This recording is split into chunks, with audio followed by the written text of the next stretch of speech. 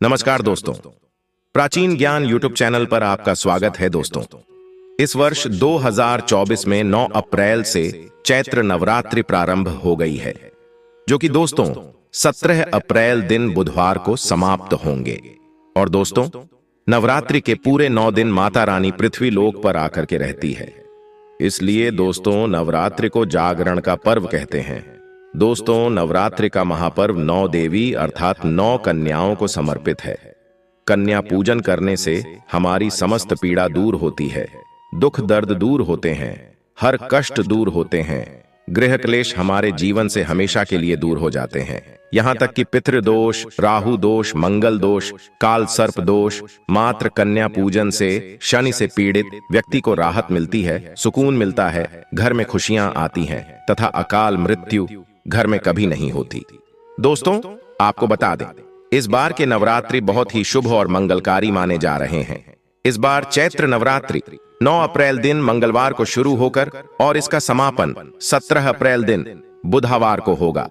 दोस्तों, नवरात्र की अष्टमी और नवमी तिथि पर कन्या पूजन का विधान है। इस बार महाअष्टमी तिथि 2024 में 16 अप्रैल दिन मंगलवार को मनाई जाएगी और नवमी तिथि 17 अप्रैल 2024 दिन बुधवार को है। ऐसे में आप अष्टमी और नवमी को इन दोनों तिथियां में कन्या पूजन अवश्य ही करें। कन्याओं को भोजन अवश्य खिलाएं। शास्त्रों में 9 दिनों के नवरात्रि को बहुत ही शुभ और मंगलकारी माना जाता है और वही 8 दिनों के नवरात्रि को अच्छा नहीं माना जाता है। ऐसे में 10 दिनों के नवरात्रि बहुत ही शुभ माने गए हैं। शास्त्रों के अनुसार नवरात्रि के दिनों में माता रानी का पूजन करने से, कन्या पूजन करने से मां अभय वरदान प्रदान करती है। कुंडली में जो कष्ट होते हैं उन्हें ठीक कर देती है। श्रीधर की तरह ही सच्चे हृदय वाले व्यक्ति के सभी कष्टों का निवारण मां शीघ्र ही करती है। मां की उपासना से विनम्रता का विकास होता है। सभी कष्ट, दरिद्रता, दुख, कष्ट नष्ट हो जाते हैं। नवरात्रि में माता रानी का व्रत और पूजन किया जाता है, लेकिन नवरात्रि के दौरान सबसे ज्यादा महत्व होता है कन्या पूजन का। दोस्तों, कन्या रानी जो होती है फूल की पंखुड़ियों की तरह नाजुक होती है। कन्या पूजन सर्वोपरि है, श्रेष्ठ है कन्या के रूप में। स्वयं जगदम्बा देवी माता वैष्णो 9 देवियां अर्थात समस्त ब्रह्मांड इनके शरीर के कण कण में वास करते हैं। बहुत कम लोग जानते हैं 33 कोटि देवी देवताओं का वास होता है कन्याओं के मस्तक पर। कन्या चाहे छोटी हो चाहे बड़ी हो, वह सदैव पूजनीय है, मां के समान मानी जाती है। दोस्तों, माना जाता है व्रत और उपासना से माता रानी इतना प्रसन्न नहीं होती है जितना कि कन्या पूजन से होती है। नवरात्रि में छोटी छोटी कन्याओं को माता रानी का स्वरूप माना जाता है। कन्याओं को भोग लगाया जाता है, उन्हें प्रसन्न किया जाता है और बदले में आशीर्वाद मांगा जाता है। कन्याओं को खुश करने के लिए गिफ्ट आदि उपहार वगैरह दिए जाते हैं। माना जाता है अगर कन्याओं को कोई भेंट दी जाए और वह उसे खुशी खुशी स्वीकार कर ले तो इसका मतलब है भक्तों माता रानी अर्थात माता वैष्णो ने वह भेंट स्वीकार कर ली। जिन पर कन्याएं प्रसन्न होती हैं तो समझो उन्हें माता रानी का आशीर्वाद मिल गया और माता रानी की कृपा से उन्हें मुंह मांगा वरदान प्राप्त होता है। कन्या पूजन कोई मामूली पूजन नहीं होता। समस्त ब्रह्मांड में जो पूजा होती है उनसे बढ़कर कन्या पूजन को माना जाता है। 10 बार गंगा स्नान करने से और 100 बार यज्ञ करने से तथा 1000 बार यात्रा करने से जो पुण्य मिलता है वह मात्र 1 बार कन्या पूजन करने से करोड़ों गुना भक्त को मिल जाता है, प्राप्त हो जाता है। दोस्तों, इसीलिए कहा जाता है कि कन्याओं को सताना नहीं चाहिए, इससे समस्त ब्रह्मांड हिल जाता है। कन्याओं की जितनी सेवा की जाए कम ही होती है। कन्याएं कोई मामूली नहीं होती। कन्या के रूप में स्वयं उनके मस्तक पर विराजमान होकर स्वयं देवी चलकर आपके घर तक आती है। नवरात्रि में 2 साल से लेकर 10 साल तक की कन्या का पूजन होना चाहिए। अष्टमी अथवा नवमी को कन्याओं के पैर धोकर भोजन कराना, उपहार आदि देना श्रेष्ठ माना जाता है, दुर्लभ माना जाता है। ऐसा मौका कभी हाथों से नहीं जाने देना चाहिए। इस दिन जितना ज्यादा हो सके कन्याओं को हाथ पकड़कर, पैर पकड़कर अपने घर तक लेकर आए। दोस्तों, वीडियो में आगे बढ़ने से पहले आप अपनी राशि भी कमेंट बॉक्स में जरूर डाल दीजिएगा। यदि हमारे पास कोई उपाय होगा तो वह हम आपके कमेंट का रिप्लाई में बता देंगे। कोई भी राशि के अनुसार अगर उपाय करता है तो माता वैष्णो बड़ी प्रसन्न होती हैं और ऐश्वर्य धन प्रदान करती है, माला माल बना देती है। इसीलिए राशि कमेंट में जरूर छोड़ें और हाँ, माता को एक लायक जरूर करें, लायक करने में कंजूसी न करें। दोस्तों, कैसे करें कन्याओं का स्वागत? कन्या जब आपके घर आए तब सभी के पैरों को दूध और पानी से उनके पैरों को धुलाना चाहिए। खासकर मर्दों को कन्याओं के पर आवश्यक धोने चाहिए, इससे मैया वैष्णो प्रसन्न होती है। दोस्तों, फिर उसके बाद कन्याओं को किसी साफ जगह पर जमीन पर कपड़ा बिछाकर बैठाना चाहिए। उनके माथे पर अक्षत, फूल और कुमकुम लगाना चाहिए। फिर उसके बाद भोजन ग्रहण करवाना चाहिए। लेकिन हमेशा याद रहे, कन्याओं को थाली में 3 पूरियां कभी ना रखें। इसे शुभ नहीं माना जाता है, अशुभ माना जाता है। 3 पूरियां तथा 3 रोटियां मरने वाले व्यक्ति के लिए निकाली जाती है और जेल में कैदियों के लिए दी जाती है। ऐसे में कन्याओं को उनकी थाली में 3 पूरी कभी ना दें। 1-2 करके पूरियां दे सकते हैं। इससे 3 संख्या बट जाती है और दोष भी नहीं लगता। दोस्तों, कन्याओं को खाना खिलाने के बाद अंतिम में कन्याओं के सर पर लाल चुनरी उड़ाना चाहिए और भोजन में आपको खीर, पूड़ी, हलवा, चना तथा आलू की सब्जी, छोले वगैरह की सब्जी खिलानी चाहिए। पनीर आदि भी खिलाया जा सकता है। वैसे माता रानी का प्रिय भोजन खीर, हलवा, पूड़ी और छोले आदि ही है। लेकिन भूल से भी लहसुन और प्याज का इस्तेमाल कभी ना करें, अन्यथा अनर्थ हो जाएगा। अक्सर कई लोग कन्याओं को कुरकुरे का पैकेट, चिप्स वगैरह का पैकेट खिलाते हैं, जो कि घोर अनर्थ माना जाता है, क्योंकि इसमें लहसुन, प्याज का इस्तेमाल होता है, जिसके कारण आपका व्रत खंडन हो सकता है। मां दुर्गा क्रोधित हो सकती है। जहां आपने 9 दिनों तक लहसुन प्याज का परहेज किया, लेकिन आपकी एक गलती पूरे व्रत को खंडित कर सकती है। इतना भी नादान नहीं बनना चाहिए कि माता रानी रुष्ट हो जाए और कन्याओं को भी अशुद्ध होना पड़े। कन्याओं को डब्बा बंद कोई भी ऐसी चीज न खिलाएं जिसमें लहसुन प्याज होता है। कई चीजें ऐसी होती हैं मार्केट में जिसके अंदर लहसुन प्याज का इस्तेमाल होता है। ऐसा आप कभी मत करना दोस्तों। कई लोग कन्या पूजन में खाना घर पर नहीं बनाते और मार्केट से रेडीमेड लाकर ही खिलाते हैं तथा दही जलेबी खिलाते हैं, जो कि शुभ नहीं माना जाता है।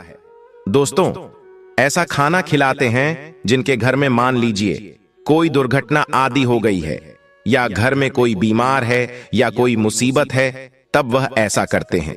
लेकिन अगर आप स्वस्थ हैं, आपको कोई पीड़ा नहीं है, तो ऐसा भूलकर भी नहीं करना चाहिए।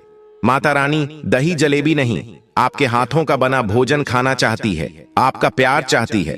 फिर चाहे आप घर में एक ही पूरी क्यों ना बनाएं, माता के लिए आप स्वयं ही अपने हाथों से माता रानी को भोजन खिलाएं।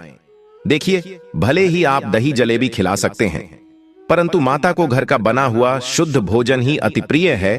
खासकर नवरात्रों के दौरान घर में पक्का खाना अवश्य बनाना चाहिए। माता रानी बहुत प्रसन्न होती है। घर का बना पक्का खाना ही कन्याओं को खिलाना चाहिए। हमेशा याद रखें, कन्याओं को प्लास्टिक के बने दोने में खाना नहीं खिलाना चाहिए। ऐसे बर्तन पूजा पाठ के लिए शुभ नहीं, अशुभ होते हैं, क्योंकि प्लास्टिक के ज्यादातर बर्तन जो होते हैं जानवरों की हड्डियों द्वारा बनाए जाते हैं। इसीलिए ऐसा पाप मत करना। कन्याओं को हमेशा स्टील के बर्तन या पत्तों से बने बर्तनों में ही भोजन कराना चाहिए, बहुत ही शुभ माना गया है। अगर पेड़ के पत्ते में भोजन कराते हैं तो माता अभय वरदान प्रदान करती है। दोस्तों, एक और बात हम आपको बताने वाले हैं कि यदि नवरात्रों के समाप्त होने के बाद यदि बीच में कन्या पूजन में शुक्रवार का दिन पर किया जाए तो कन्याओं को कोई भी खट्टी चीज नहीं खिलाना चाहिए, क्योंकि शुक्रवार का दिन माता संतोषी को समर्पित होता है और माता संतोषी नवरात्रों के दिनों में सक्रिय अवस्था में होती है, यानी वह भी 9 देवियों के साथ में आपके घर में आती है। इसीलिए कन्याओं को भूलकर भी शुक्रवार का दिन खट्टी चीज घर में नहीं बनाना चाहिए और कन्याओं को भी खट्टी चीज नहीं खिलाना चाहिए। घोर पाप लगेगा, आपका किया कराया सब बर्बाद हो सकता है। खट्टी चीजों से माता संतोषी रुष्ट हो सकती है, आपको श्राप दे सकती है। इसीलिए नादान न बने दोस्तों। भोजन कराने के बाद कन्याओं की थाली में एक लौंग जरूर रखना चाहिए, क्योंकि लौंग देवी शक्ति तथा दुर्गा मां को बहुत प्रिय है। लौंग माता शक्ति का प्रतीक होती है। लौंग में नव दुर्गा का वास होता है। इन 9 दिनों में माता रानी को लौंग का भोग लगाया जाता है, तो खाना खाने के बाद कन्याओं को लौंग अवश्य अर्पित करें। माता रानी को अमृत से बढ़कर लौंग प्रिय है, इसीलिए कन्याओं को थाली में चुपचाप एक लौंग जरूर रख दें। आपका भाग्य चमक जाएगा। माता लक्ष्मी आपके जीवन में धन की कोई भी कमी नहीं होने देंगे। दोस्तों, आपको बता दें, कन्याओं को उपहार में क्या दें। कन्याओं को खुश करने के लिए उनकी थाली में दक्षिणा डालें, ताकि आपके घर में संपन्नता बनी रहे तथा धन की कोई भी कमी ना हो। कन्या जब आपके घर से खुशी खुशी धन लेकर जाती है, तो वह भी आपको खुशी खुशी कई गुना आपको धन प्रदान करती है। इस समय कंजूसी मत करना, खुशी खुशी कन्याओं को धन अवश्य देना। कन्याओं को कोई सुंदर गिफ्ट दे सकते हैं। शास्त्रों में बताया जाता है कि कन्या जितना खुश होती है, माता रानी उतना ही जल्द फल की प्राप्ति प्रदान करती है।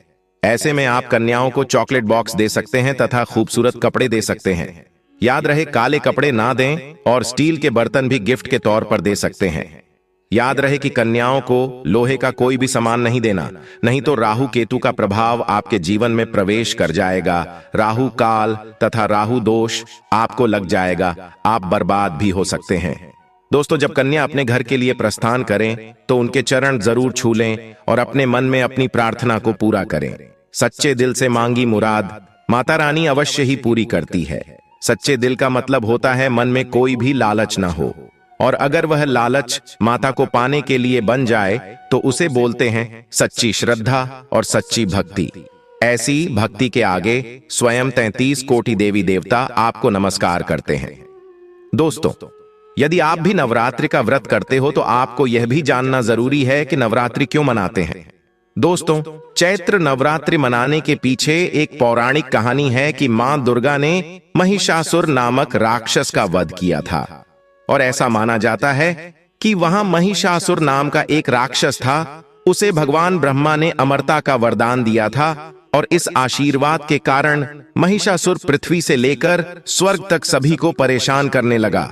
ऐसे में सभी देवी देवता उसके अत्याचारों से चिंतित होकर ब्रह्मा, विष्णु और महेश के पास जाते हैं। तब दोस्तों, तीनों देवताओं ने आदिशक्ति का आह्वान किया। तब दोस्तों, भगवान शिव, विष्णु और अन्य देवताओं के क्रोध के कारण उनके मुख से एक ज्योति प्रकट हुई, और वह ज्योति एक स्त्री में बदल गई। इस तरह मां आदिशक्ति प्रकट हुई। इसके बाद अन्य देवताओं ने उन्हें अस्त्र शस्त्र प्रदान किए। तब मां दुर्गा ने महिषासुर को चुनौती दी, और 9 दिनों तक युद्ध चलने के बाद 10वें दिन मां ने महिषासुर का वध कर दिया। ऐसा माना जाता है कि इन 9 दिनों के दौरान देवी मां ने 9 रूप धारण किए और राक्षसों का वध किया। इसी कारण से इसे 9 दिनों तक नवरात्रि के रूप में मनाया जाता है। और आपको बता दें कि शास्त्रों में चैत्र नवरात्रि का विशेष महत्व माना गया है। दोस्तों, ऐसा माना जाता है कि 9 दिनों तक चलने वाले चैत्र नवरात्रि के दौरान व्यक्ति मानसिक और शारीरिक रूप से मजबूत होता है। मनुष्य की आध्यात्मिक शक्ति बढ़ती जाती है। इस प्रकार लोग इच्छा, क्रोध, अहंकार, ईर्ष्या, लोभ आदि से मुक्त हो जाते हैं, और उनका मन और शरीर शुद्ध हो जाता है, और उनकी बुद्धि स्वाभाविक रूप से काम करने लगती है। इस समय माता की शक्तियां जागृत रूप में होती है। इस समय किया गया दान पुण्य उपाय तुरंत अपना असर दिखाते हैं। दोस्तों, अगर आप वाकई में मां वैष्णो की कृपा पाना चाहते हैं तो कमेंट बॉक्स में लिखें, जय माता दी, माता रानी आपकी झोली खुशियों से भर दे। धन्यवाद।